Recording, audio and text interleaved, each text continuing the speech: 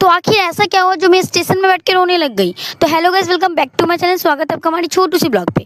तो मेरी एक दादी है जो गुवाहाटी पे रहती है, वो यहाँ पर आई थी कुछ दिन के लिए, तो वो घर जाने वाली, तो मैं उनको स्टेशन में छोड़ने जाती हूँ। स्टेशन में जाके सबसे पहले हम टिकट कटा रहे थे। टिकट कटाने के बाद मुझे एक दादाजी मिलते जो कहते हैं कि मेरी थोड़ी हेल्प कर दो क्योंकि मुझे दिखाई नहीं देता, तो कहाँ पर ये पानी है मुझे दिखा दो। और वो पानी का नल भी प्रेस नहीं कर पा रही थी, उतने में मेरी ट्रेन आ जाती है। ट्रेन देखे पहले तो मैं भाग जाती हूँ और दादी के पास जाके पता चलता कि ये ट्रेन हमारी वाली नहीं थी। तो मैं सोचती हूँ फिर से उन दादाजी के पास चल जाती क्योंकि वो तो अभी भी प्रेस नहीं कर पा रही थी। मैं दौड़ के जाती हूँ वहाँ पर, जाके उनकी हेल्प कर देती हूँ। फिर मैं उनसे ये भी पूछती हूँ कि क्या अभी आप कहीं जाने वाले, क्योंकि उनको बिल्कुल भी दिखाई नहीं दे रहा था, बिल्कुल थोड़ा सा उन्हें दिख रहा था, बिल्कुल हल्का, बिल्कुल नज़दीक का सामान वो देख पा रहे थे। फिर वो कहते कि मुझे बहुत ही भूख लगी है, तो फिर मेरी दादी उनको कुछ देती है खाने को। फिर मैं उनसे ये भी पूछती हूँ कि आप कहाँ जाओगे, तो वो कहते हैं कि मेरा बेटा आएगा मुझे लेने, मगर वो अभी तक नहीं आया। पता नहीं वो कौन बेटा था जो उनको यहाँ छोड़ के गया था। और बात करते करते हमारी ट्रेन आ जाती है। फिर हम लोग वो दादाजी को यहीं पे मतलब बाय बाय करके चल जाते हैं ट्रेन पर। वैसे हम लोग को यहाँ पे हावड़ा जाना था, उसके बाद वहाँ से ट्रेन लेना था। और मैं सच बताऊँ, मैं कोई लोकेशन आपको नहीं दे सकती क्योंकि मुझे खुद भी नहीं पता। वैसे ट्रेन में जाते वक्त ना ये वाला नज़ारा बहुत सुंदर लगता है देखने में।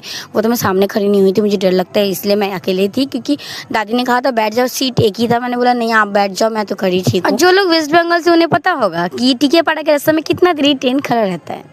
मतलब हम लोग कब से खड़े हैं और ट्रेन चल ही नहीं रहा है। फाइनली अब हमारे स्टेशन आया, तो ये देख के ना बाकी लोग भी बहुत खुशी हो चुके थे, क्योंकि इतनी गर्मी में हम लोग कब से इतना स्लो ट्रेन जा रहा है, इतना स्लो। उस रास्ते में हमेशा ये होता है। फिर हम लोग ट्रेन से निकल के फिर हम लोग को यहाँ पे भी एक ज़्यादा जंग लड़ना पड़ता है ये बैग के साथ। ये घुस ही नहीं रहा था, पहले तो आराम से घर पे घुस गया, पता नहीं क्या दिक्कत हो जाता है कि ये घुस ही नहीं रहता है बैग इसके अंदर। फिर बहुत मुश्किल से हम और मेरी दादी मिलकर इसको घुसाते हैं। फिर हम आगे बढ़ते हैं। दादी जाके चाय पीती है, क्योंकि मैं तो चाय नहीं पीती, दादी जाके चाय पीती है। चाय पीने के बाद फिर हम लोग बैठ जाते, क्योंकि अभी भी बहुत देरी बचा था ट्रेन आने को। अब मुझे इस बात की टेंशन हो रही थी मैं घर कैसे जाऊंगी, क्योंकि मैं पहली बार आई हूँ, मुझे पता भी नहीं कौन बस कहाँ जाता और कहाँ नहीं। मैं तो टेंशन ले रही थी। वैसे टिकट कटा चुकी थी ट्रेन का, और ये बच्ची इतनी ज़्यादा क्यूट थी ना, मैं इसके बस छुप छुप के वीडियो बना ली, इतनी ज़्यादा क्यूट लग रही थी। फिर मुझे बहुत ज़ोर की क्रेविंग आती है, मैं जाती हूँ।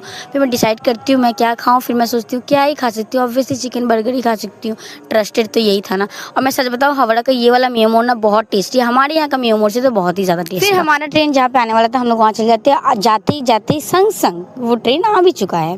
फिर वो और एक जंग लड़ना पड़ता है, उसे खोजने में मुझे इतने टाइम लग जाती है ना कि ए फोर कहाँ है, मुझे तो याद कर A4 एप्पल वाला A4 फाइनली मिलता है। और दादी ट्रेन में चढ़ चुकी है। फिर वो नंबर खोजती है, उनका नंबर कहाँ है। जैसे ही उनको नंबर उसका मिल जाता है, फिर वो अपने सारे सामान को रख कर वो वहाँ बैठ जाती है और हमें कर देती है बाय बाय। तो आज के ब्लॉग को हम लोग यहीं ख़त्म करते हैं, मिलते हैं नेक्स्ट ब्लॉग में। और अच्छे अच्छे कंटेंट देखने के लिए मुझे सब्सक्राइब कर दो, सब्सक्राइब करने के पैसे नहीं लगते। ओके बाय बाय, मिलते हैं नेक्स्ट ब्लॉग में। गलत हो